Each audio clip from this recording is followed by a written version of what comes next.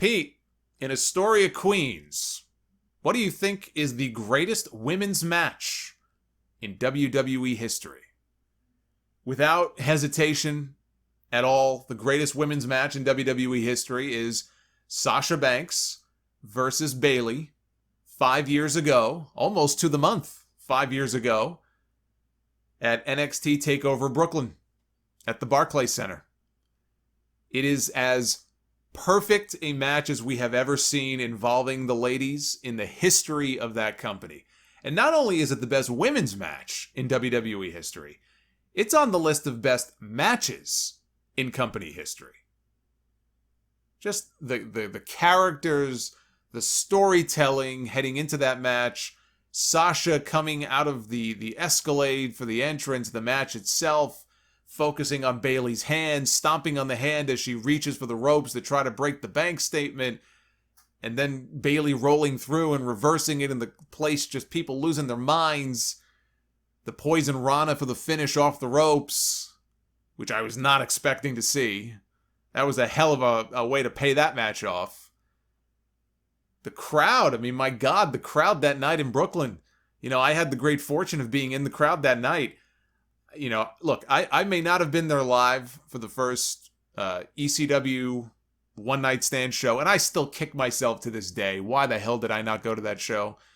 It's one of my great regrets, honestly, of being a fan. And all the shows I've gone to, all the pay-per-views I've gone to over the years, that for whatever reason, and there really was no reason, maybe they just sold out too quickly. I mean, I lived in New York. I've been to that building. I've been to the Manhattan Center. I've been to the Hammerstein Ballroom for Ring of Honor many times. I can't tell you. I mean, I didn't start going to Ring of Honor shows until I think the year after that. But one of my great regrets is not going to that show. It is still, to this day, the most fun that I have ever had watching a WWE pay-per-view. Which, funny enough, it was an ECW show. So that's kind of strange.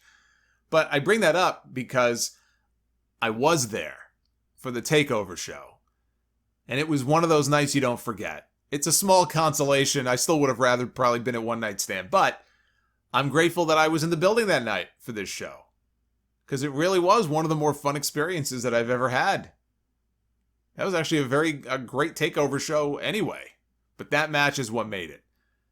I felt bad for Kevin Owens and Finn Balor. You know, they had a good match in the main event, but it just couldn't compare.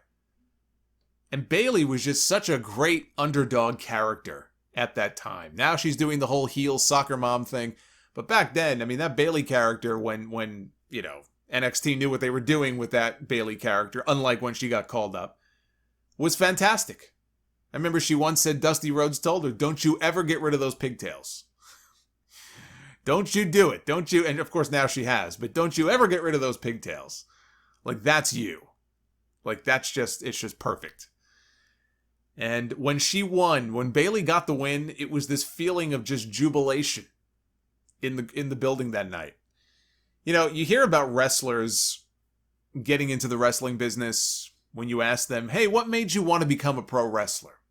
A lot of them used to cite Randy Savage against Ricky Steamboat. There's a lot of guys in the roster right now who will tell you, WrestleMania 3, Randy Savage against Ricky Steamboat. They might say Shawn Michaels and Bret Hart in the Iron Man match at WrestleMania 12.